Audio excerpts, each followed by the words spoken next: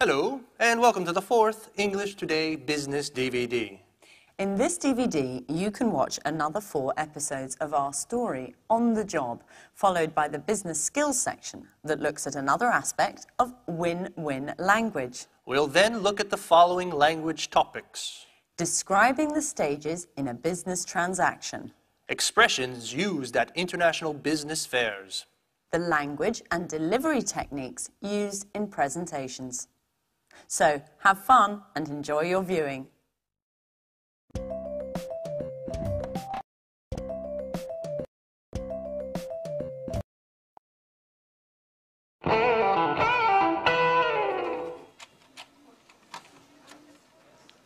Who's in charge of delivery to the Blue Moon bookshop? Ann and I. Why? They've just telephoned complaining that they haven't received anything yet. Well, that's impossible. I sent the delivery 5 days ago. That's just it. I don't understand what could have happened. The merchandise should have arrived by now. Anne, call the shipping agents to find out what's up.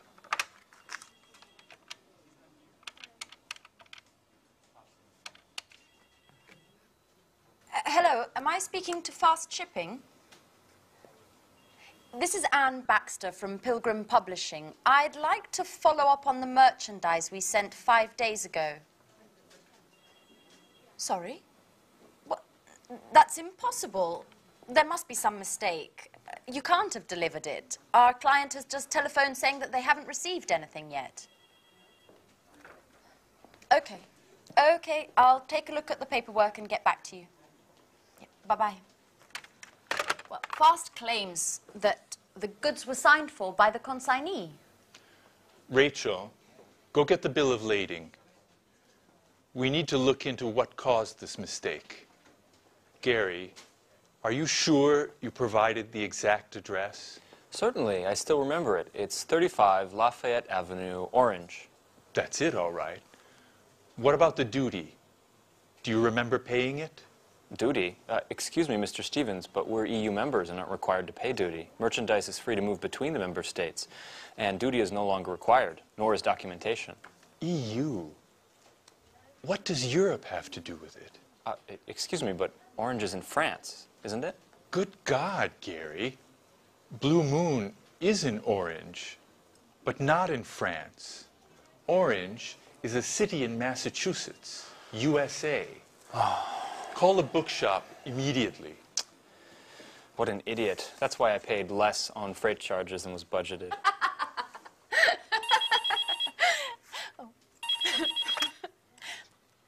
Hello, Pilgrim Publishing. This is Anne Baxter. How may I help you? Hello, this is Victoria Lee.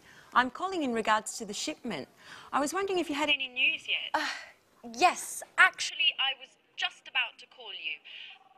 Unfortunately, there's been a misunderstanding, but don't worry. We're taking care of things on our end, and you should receive the goods very soon. Could you tell me exactly what's happened? My boss is extremely upset.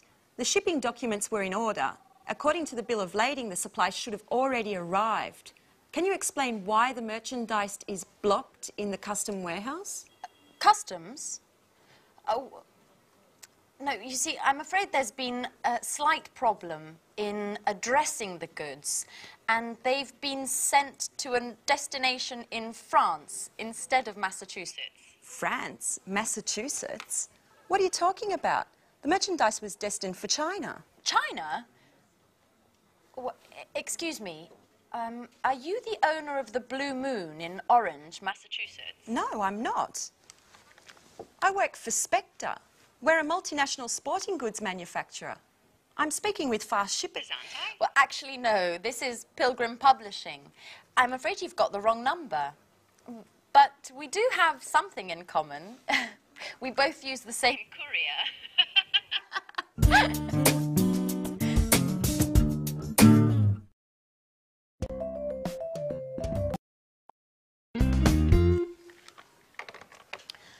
Life is funny. I dial a wrong number, and who do I call?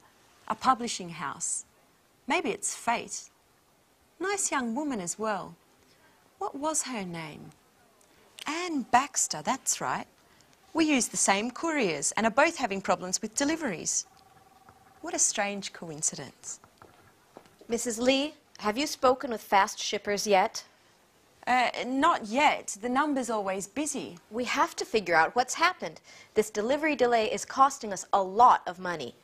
The courier assured us that the merchandise didn't have to pass through customs, that it would have left their warehouse with the customs bill already compiled, without any additional customs requirements.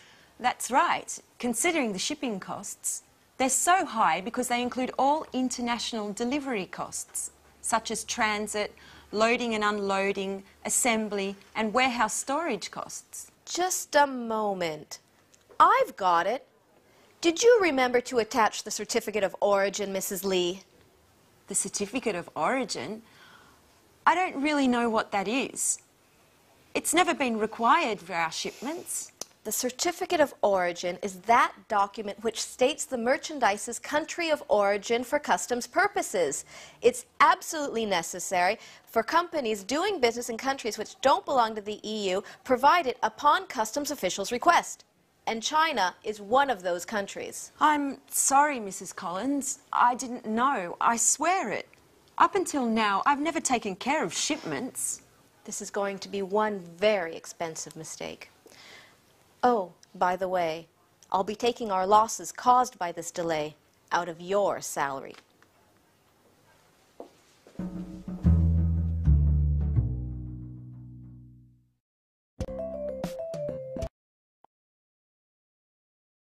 Orange, France, Orange, Massachusetts.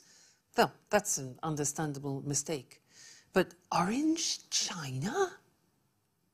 You see what can happen if the goods are addressed to the wrong place. It can be very costly, as we saw in the video. Now, let's look at that process of buying and selling, that transactional process, and the commercial documents which are related to that. But first, do you know other terms for the word goods? Other ways of saying goods. There's products, merchandise, and also freight. Do you know that? Freight. F-R-E-I-G-H-T. Yeah, all four of them we use. Products, goods, merchandise, and freight. So let's look at that process now. And imagine that we are a buyer, a potential buyer. We would like to buy something. And so we contact a seller. Look at the screen, which will give you the list of the documents which we would need to do this transaction. The first one is the buyer makes an enquiry. Now, enquiry can be written with an E at the beginning or an I, an inquiry. So what's that? Well, that's to ask if goods are available, what the price of those goods are, what the conditions of delivery are, and also what the terms of payment are. So we as the buyer make an inquiry. Now, the potential seller sends back another document which is called the offer or the quotation. In that document, the seller offers to sell us the required goods, the goods that we have ordered at their price and with their conditions. After that, we as the buyer decide if we want to go ahead. And if we do, then we make the order. That's the third document, the order. Now, in the order, we have all the full particulars and details of the goods that are to be supplied by the seller. So we have the inquiry, then the quotation, and now the order. After the goods are then packaged and they are prepared for transportation, usually we contact a shipping agent. Now, a shipping agent are the people who actually organize the transportation of merchandise. And they're also called freight forwarders. You see that word again? Freight. Freight forwarders or shipping agents. Now, that can be by sea, by land, or by air, depending on where the goods are going and what the goods are. Okay, So we decide to make the order. Now, the actual process involved at the beginning of payment starts with what we call a pro forma invoice. A pro forma invoice. Now, this is like an ordinary invoice, but in fact it's not the real one. It has all the details of the transaction, but it's not yet the real invoice. And that's often given to shipping agents who are doing the transportation. The most important document of payment is the invoice or the bill. Now, in the invoice, it's the document that describes the goods, the freight, the merchandise, the quality of that, the quantity, and the price. Also, the terms of payment and the delivery. And the invoice is sent to the buyer with the goods. It accompanies the goods. Then we, as the buyer, have to actually buy the goods, and to do that, payment takes place. Now, the safest way to pay for goods is still the letter of credit. And this is used extensively because it's the safest way. Because why? Because what it is, and it's an agreement between two banks, the banks of the buyer and the banks of the seller. And when the two banks agree, it's a much safer condition of payment. And as you heard in the video, you heard the words consignor and consignee. Well, the seller is the consignor and the consignee is the buyer. Okay? I hope that gives you some idea of what the whole selling and buying transaction is about, and also the main documents that you need in that process. Okay? Great. So, see you again in the next lesson. Bye.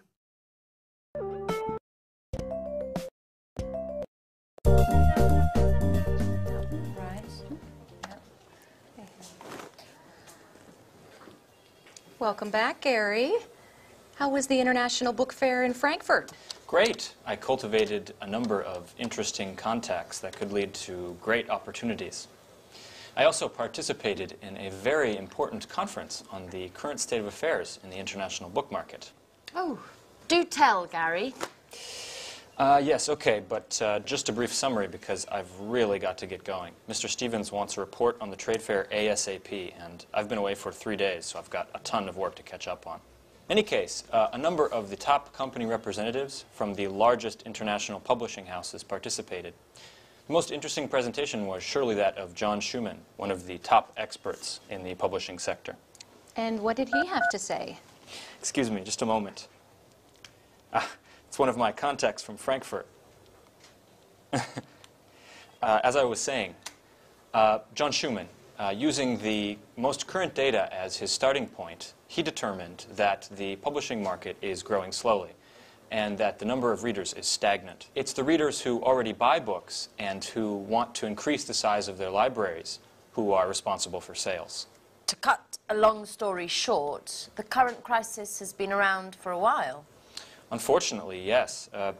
Just the other day, a friend of mine from Amsterdam in the publishing trade was telling me that his company has had to let 15 people go since the beginning of the year. You're kidding. Does that mean that we could become redundant? No, Rachel, I just finished telling you that the trade fair was a huge success. We've just got to look at these things over the long term. It's the latest technologies that will offer the most success in this market. What do you mean? I'm talking about digital editing. We are on the cusp of a revolution in publishing. In other words, the transition from printed publishing to digital publishing. I'm afraid I don't agree with you, Gary. Internet, email, CD-ROM, DVDs, and all electronic gadgets put together will never substitute the joy of reading a book. I know, Rachel, you are a Luddite, but this is the future. The owner of a multimedia publishing house from Stockholm told me that they were able to greatly lower production, distribution, and warehousing costs, all due to digital publishing. Not only that, but just think of the level of interaction we can achieve with readers via internet. And besides that, just a moment, excuse me. I bet it's one of your important contacts from Frankfurt. Yes, as a matter of fact, it is. Judging from your expression, I'd say that these contacts are mostly female.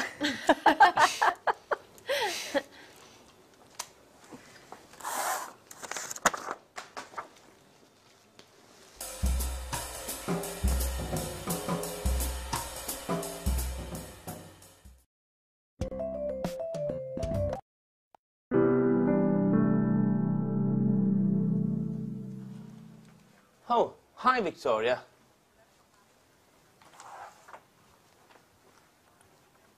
Why weren't you at the meeting this morning? Which meeting? The meeting that Mrs. Collins called with all the department heads to come to grips with the situation. And I quote, to discuss the means with which we can improve both production and company efficiencies. No one told me anything. I bet she did that on purpose, my darling boss. She wanted to get back at me for a mistake I made on a shipment. She always keeps me out of the loop on all the important developments and makes me do the work of a secretary. I hate her. Come on, Victoria, chin up. Things will get better. I'm not sure about that, Paul. Anyway, tell me, what did you discuss at the meeting? Well, you can imagine the tone that Mrs. Collins used. She prefers cold and distant. She urged us all to work even harder to overcome this difficult moment for the company. According to her, we should be working 24/7, 365. Listen to this. She told the warehouse manager to calculate the efficiency of workers more precisely as they go about their tasks, and if necessary, to lengthen their hours. Then she invited Mr. Rover, the personnel director, to evaluate the necessity of any new hiring. She told him that from now on, each and every short-term or long-term plan must first be evaluated and approved by her. I always said she was a dictator. Yeah. And she claims that we should be delighted at her flexibility, and that many corporate heads she knows would just resort with a huge personnel cuts to improve the situation. Oh, what an understanding woman. You bet.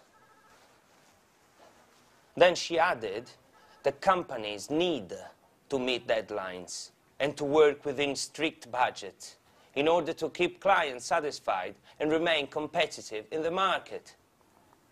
Finally, referring to you, she reminded us all that delays and errors in projects are absolutely unacceptable. What are you doing, Victoria? Are you taking notes? No, I'm writing my letter of resignation.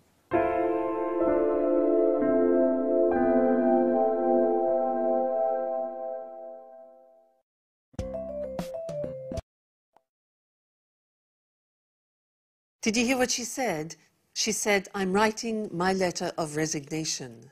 Now, do you remember what that means? Letter of resignation, it means she wants to resign, she wants to leave the company and quit her job. Poor Victoria. Well, let's now turn back to what we said at the beginning of the lesson, which was international fairs, and look at some of the language which is useful for you related to those. Now, if you decide to represent your company in an international fair, you are called an exhibitor. Look at the screen. An exhibitor. And what you have in order to display your things is a stand. It can be small, it can be large, but it's a stand. Also, we use booth. Now, when you go to the fair, the hard work begins because you have to set up or build the stand. Then, when it's ready, you display, which means to show, you display your goods, your products, or your services. Then at the end of the week, usually it's a week, you take down the stand. Now, if you're on the stand, it's really hard work, and I want to help you with some phrases that can be useful when visitors are walking past. Now, as they walk past, you often want to invite them onto the stand. Sometimes they will talk to you directly, but other times they just want to come on and look around. So you could say, do come in and have a look around. Have a look around. Now, another thing we use, which is very nice, is please feel free to browse. Please feel free to browse. Browse, which is also computer language, it means to look at things calmly. Okay? Now, obviously you don't want to abandon them, so you could say, if you need my help, don't hesitate to ask. If you need my help, don't hesitate to ask me. Okay? Now, obviously, with potential clients, there comes a time where you will be talking about prices.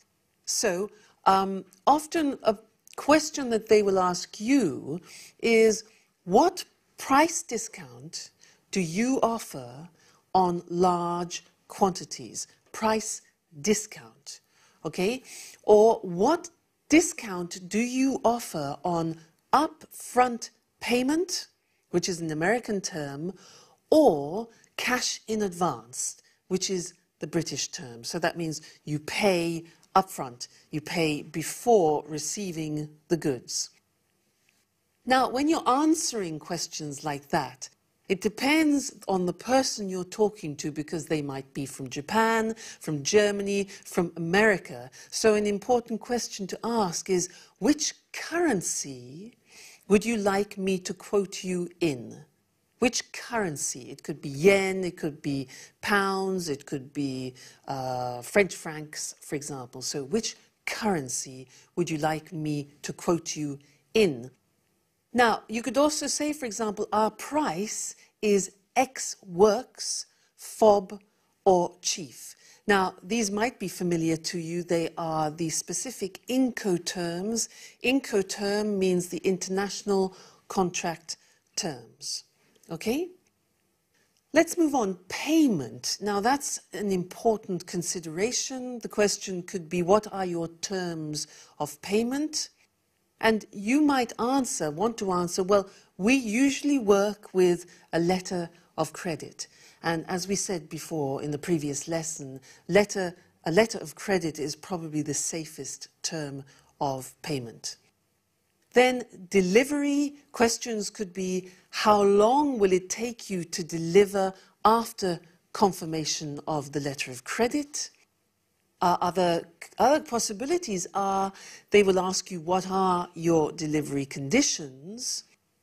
Can you shorten your delivery time? Now, shorten means reduce it. So can you shorten your delivery time to, for example, 15 days? And another thing is transportation. Which freight forwarders, do you remember that? Shipping agents. Which shipping agents or freight forwarders do you use? Now, if you have to produce things, then you could ask the question, for example, or state, we need 60 days production time. Another word for production time is lead time. So we need 60 days production time, lead time from receipt of the letter of credit. That's very important. These conditions are extremely important to state at the beginning of your business relationships. Then, when you've talked and when it's time for the client to leave, you exchange business cards. So you could say, here is my business card with our company details.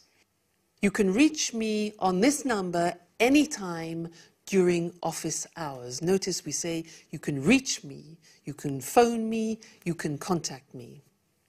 Then after the fair, you can say, for example, let me know if you need anything, or give me a call if you have any queries. Queries, another word for questions. Don't hesitate to contact me if you need help. Okay?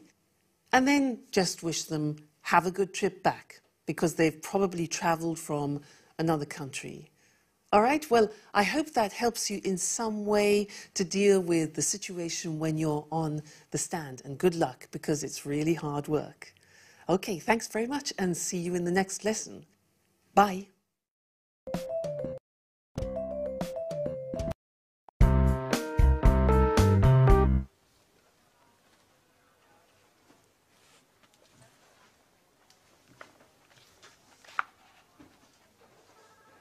Paul, Don't tell me this is true. Are you really going to leave? yes, Paul. I just can't stay here. Since Mrs. Collins has arrived, the work climate has become unbearable. She never misses an opportunity to humiliate me and to assign me the most demeaning tasks. And what are you going to do now? Well, I've got in touch with a number of companies. This afternoon, for example, I have an interview with a publishing house. Publishing house? You're not going to become an author, are you? Precisely. You know it's always been a dream of mine. I don't think the interview is going to focus on my literary talents. But, Paul, you look awful. What's the matter? I'm a bit concerned about things. We're having a meeting with the major shareholders of Spectre to take a look at the balance sheets. And is that a problem?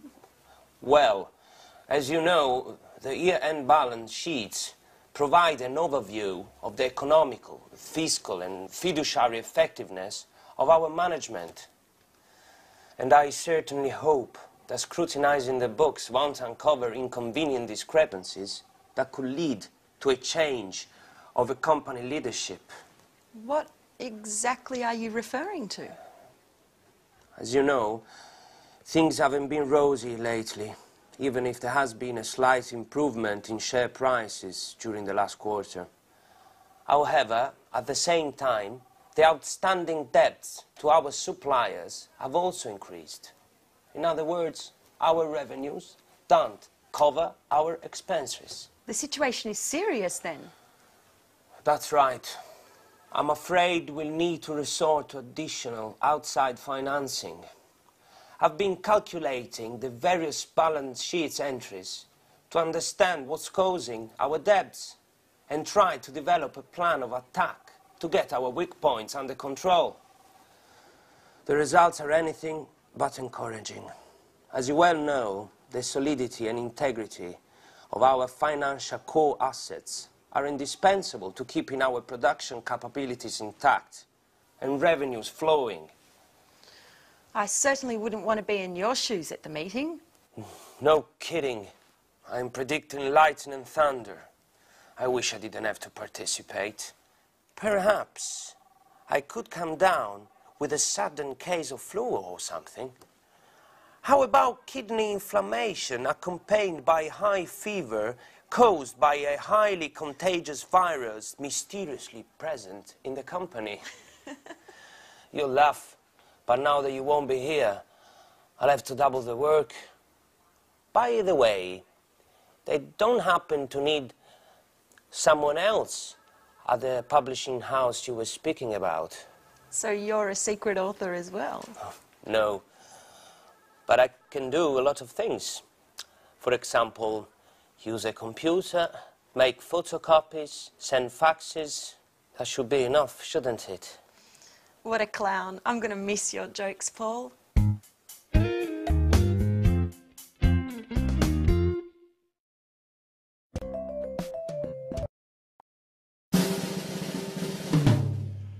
Yes, I see. I understand. But it has to be done by Friday. Is that possible? Good, good. It's very important. We'll be in touch. Thank you. Goodbye.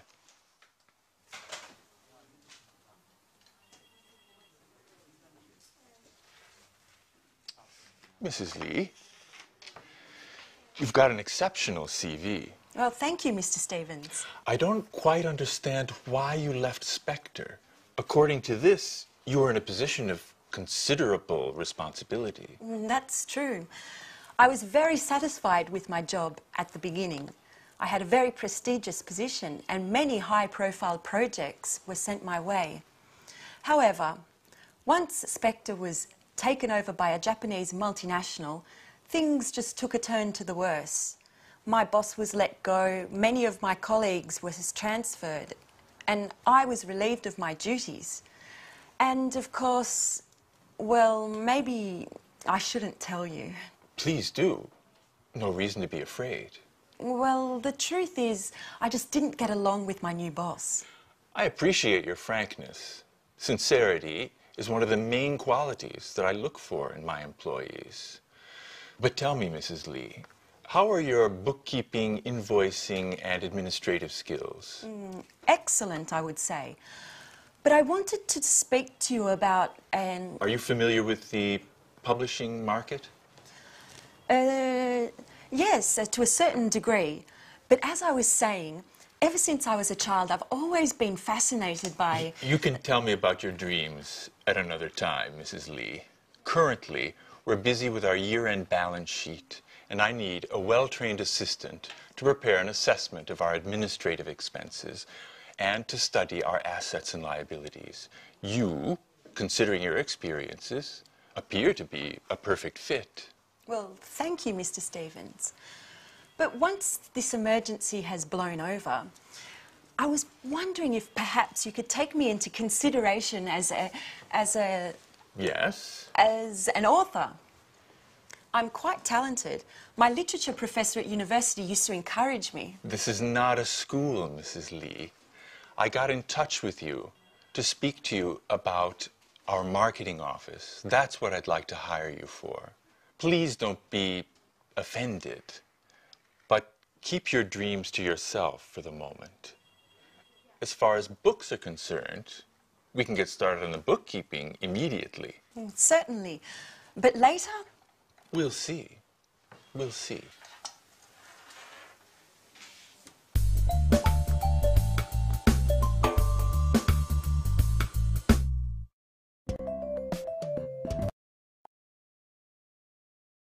Did you notice how Mr. Stevens was reading a CV, it was Victoria's curriculum vitae, when he was doing the interview with her? Well, often, in reality, people doing interviews don't have time to read the whole CV. And so, if you're in the interview, you have to look at the information very quickly and just get the general understanding of it. So what he was doing, he was skimming for important information.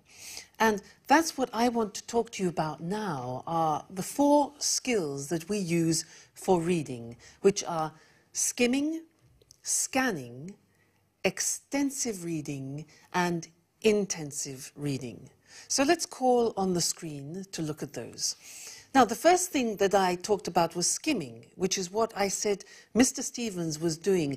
And that means that you read quickly in order to get the most important information or to get the gist. The gist is the general understanding, the most important information, to get the gist. And this is what you will do in your job, for example, if you have to read a newspaper quickly, magazines, business and travel brochures, for example. So you read them quickly to pick out the important information. That's skimming. The second one is scanning. Now, we use scanning in order to extract particular information, a particular piece of information. So, for example, if you want to see a particular television program, you scan it. If you want to think about travel, if you want to see what train or what plane leaves a train or a plane schedule, you scan it and pick out the particular information important for you. Also, a conference guide. When there are many speeches, you scan and pick out the one relevant to you. So that's skimming, scanning. What about extensive reading? Now, extensive reading is the type of reading you use when you want to obtain a general understanding about a subject. So, for example, it could mean for you reading a market strategy book, or a novel, or a magazine article which is related to your job. So, extensive reading for general understanding. And the last one is the intensive reading, and that is for very close, very accurate reading for detail. And that's where you read for every word. It's important to understand every word and every fact, obviously. And in this case, you would use it with like a bookkeeping report, very important to look at the details, an insurance claim, or for contracts. Terribly important to read every word. That is intensive reading. So remember that when you're in your workplace, it's important to be able to move between skimming, scanning, extensive reading and intensive reading. Sometimes in English you are tempted to want to understand every word, so you use the dictionary. It takes ages.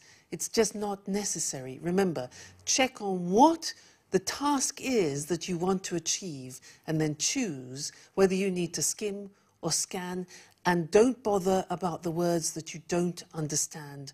Go for the particular information. All right? So happy reading.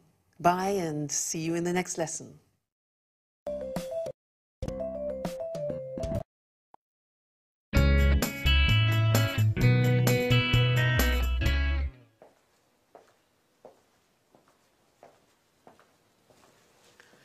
Excuse me, my name's Victoria Lee. Today's my first day at work and I'd like to know... Great. Great way to start. Where is everybody? Mr. Stevens told me I was going to meet my new colleagues and they were going to explain everything. Wonder if I've come to the wrong department. Ah, you must be the new arrival. Pleasure to meet you. I'm Rachel. The pleasure's all mine. My name's Victoria Lee. Mr. Stevens asked me to show you the office and explain everything. So, over there is the fax and the photocopier. This is your desk and computer. What else? Oh, yes, you'll find a coffee machine down the hall. But please, remember... Few breaks, and please keep them short. This gentleman is Gary Reynolds, head of marketing. How do you do? I'm Victoria. Mr. Stevens tells me that we're going to be working closely together. I must say, it's quite a pleasure to spend so much time with such a lovely young lady. Happily married woman. Married with a son, as a matter of fact. Well done, Victoria. Let him know who's who. Gary's the kind of guy who can't control himself with attractive women. Thank you for the compliment, Rachel. Let's get down to work. Here's an analysis of last year's investments. As you can see, we've consistently improved our bottom line in all sectors, even if, as far as I'm concerned, we need to move more aggressively into the market. What exactly do you mean? Well, improve our e-commerce play, for example. Let's imagine for a moment that Pilgrim were to develop an advanced online catalog that would allow users to purchase directly online. Don't you think that this way we could dramatically cut our distribution costs? Certainly, but what does Mr. Stevens think? Well, he's a bit old school in his way of thinking. According to his worldview, we should focus on sales through more traditional channels. I, on the other hand, would be thrilled if you saw things more along my lines. Why don't we develop a realistic marketing strategy that includes possible e-commerce earnings? Perhaps we could convince him together. I'm afraid I can't at the moment, Gary. I've got to focus on the bookkeeping to begin with. Listen, why don't we have a little dinner together tonight and then continue working at my house? I'm married, remember, Gary?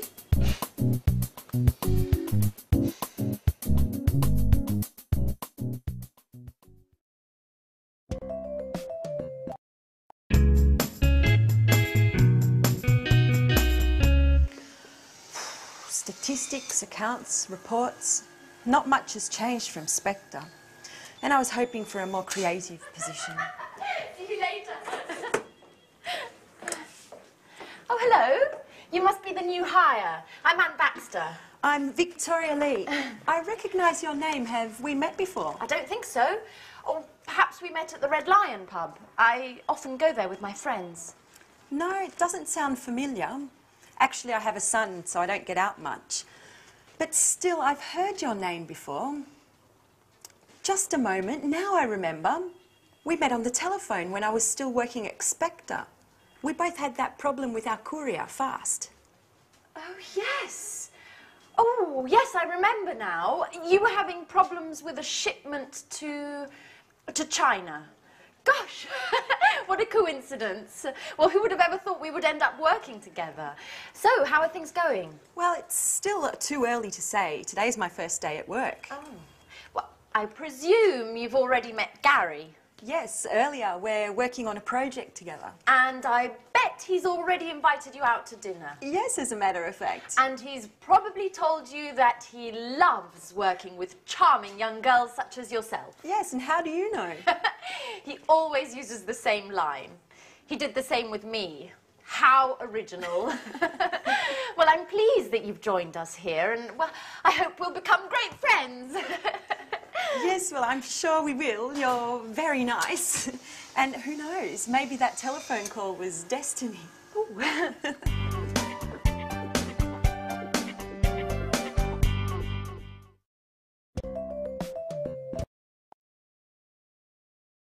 So let's talk about making presentations.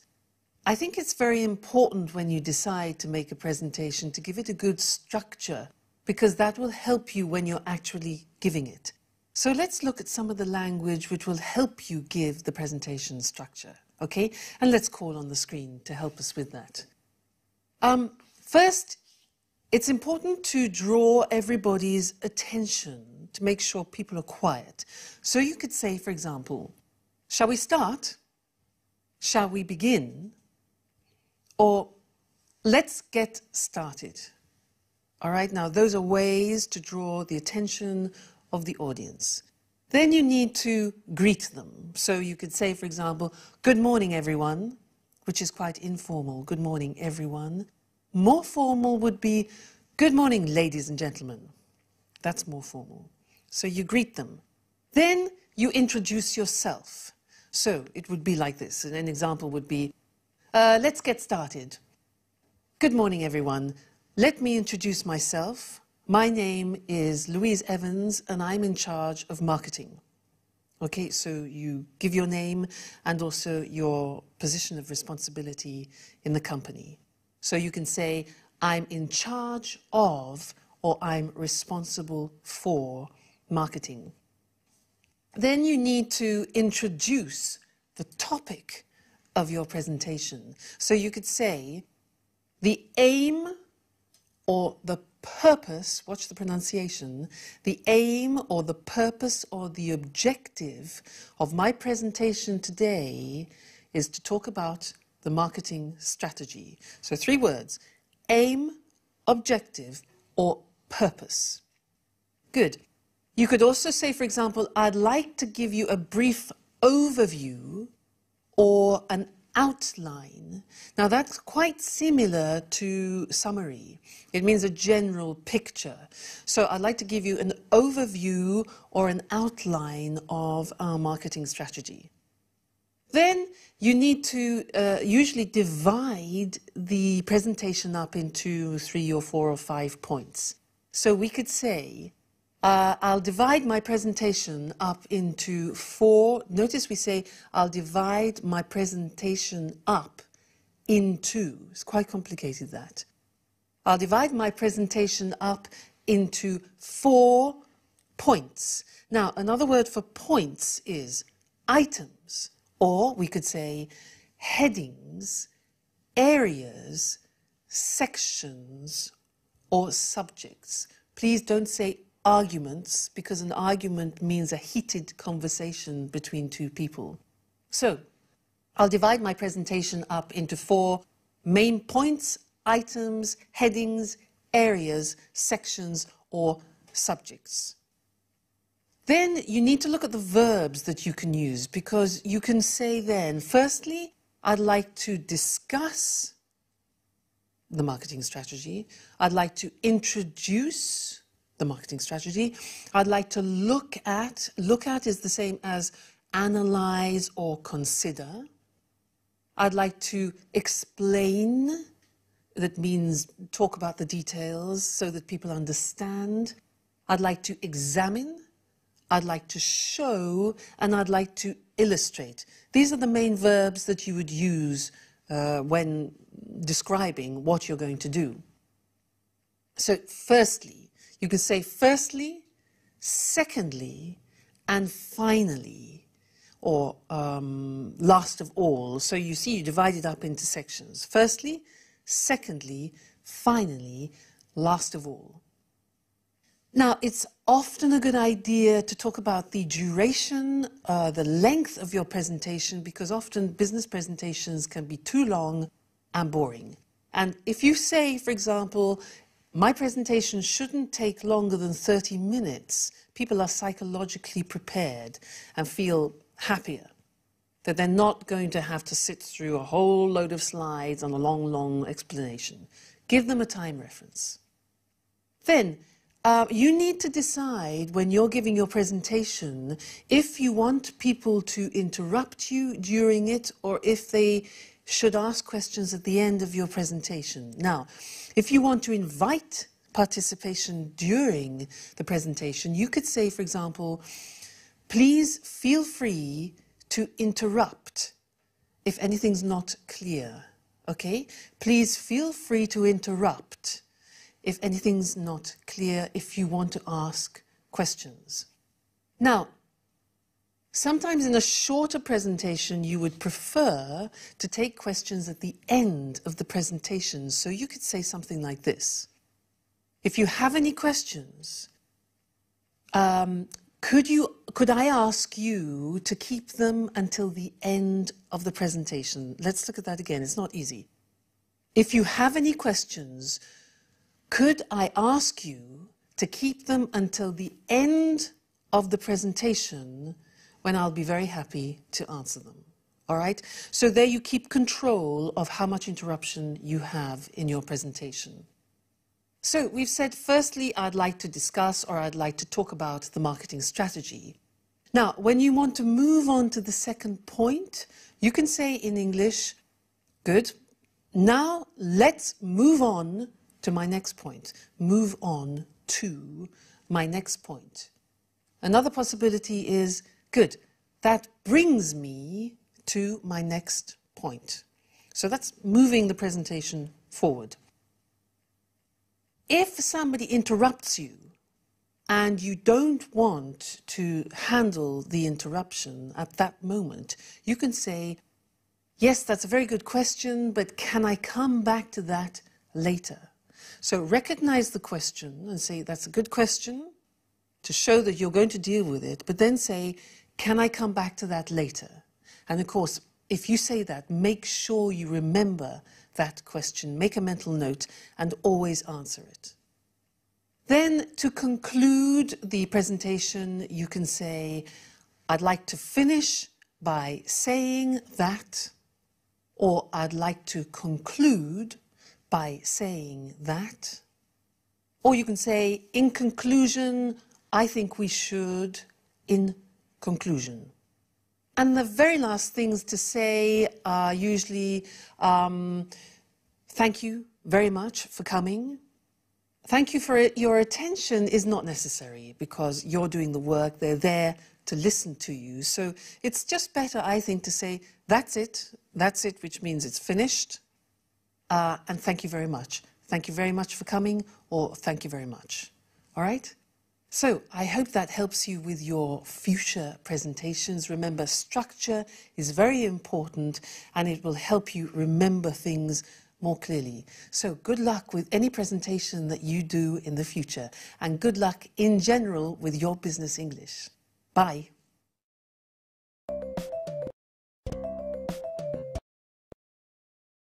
Hello, and here we are for the last Business Talk program.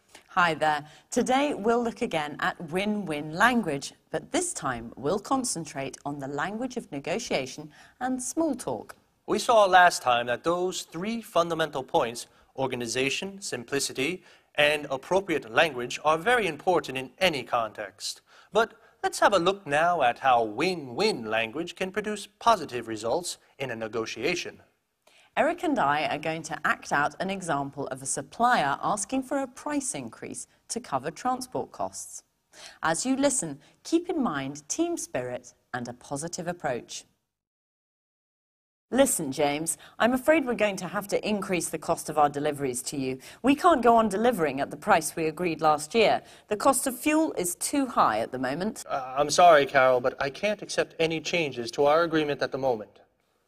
But James, we're losing money on every delivery we make. We have to do something. I think my company would prefer to look for another supplier in that case. I'm really not prepared to change what we agree. I'm sure other suppliers will be just as expensive, and you know we've always met our deadlines. No. Either you keep to your agreement, or I'm going to look for another supplier.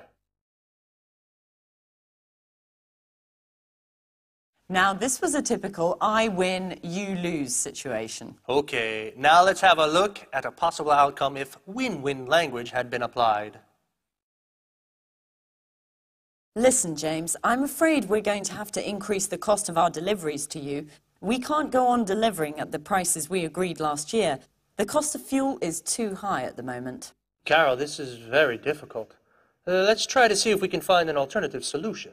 Good idea. Why don't we try to break down your costs and see if we can help you make some savings? Well, as I said, the problem is simple. It's the high cost of fuel. How about trying to reduce the number of trips? If we can order in bigger quantities, surely you can save on the fuel. It might be possible. Give me some time to make some calculations. Okay, shall we talk tomorrow and see if we can reach an agreement that works for both of us? The result in this situation is very different. Eric was friendlier in his approach and didn't immediately turn down my request. First, he tried to find out exactly what I wanted. Yes, the idea is to look for alternative solutions that make both parties happy. Let's have a look now at how the same language I used in the negotiation can also work in a more informal situation like a business lunch. This time, we're deciding where to go for dinner this evening. A clear I win, you lose situation would be... What would you like to do this evening? I'd like to go to a fish restaurant. Unfortunately, my wife doesn't like fish. Well, I'm sure the restaurant will serve something else for her. Well, yes, all right. I know a good fish restaurant. Could you pick me up at the hotel? Yeah, sure. This time I'll apply some win-win language. Let's see what happens. What would you like to do this evening? How about going to a fish restaurant? Does your wife like fish? Unfortunately, she doesn't. No problem. Why don't we try to find a restaurant that your wife likes that can offer me some good fish as well? Great idea. I think you'll like her favorite restaurant. They do fish, too. Fine. Let's meet at the restaurant. I can take a taxi from the hotel. Oh, of course not. We'll pick you up at the hotel. Okay, well, we haven't got time for anything else today, so goodbye. Bye-bye.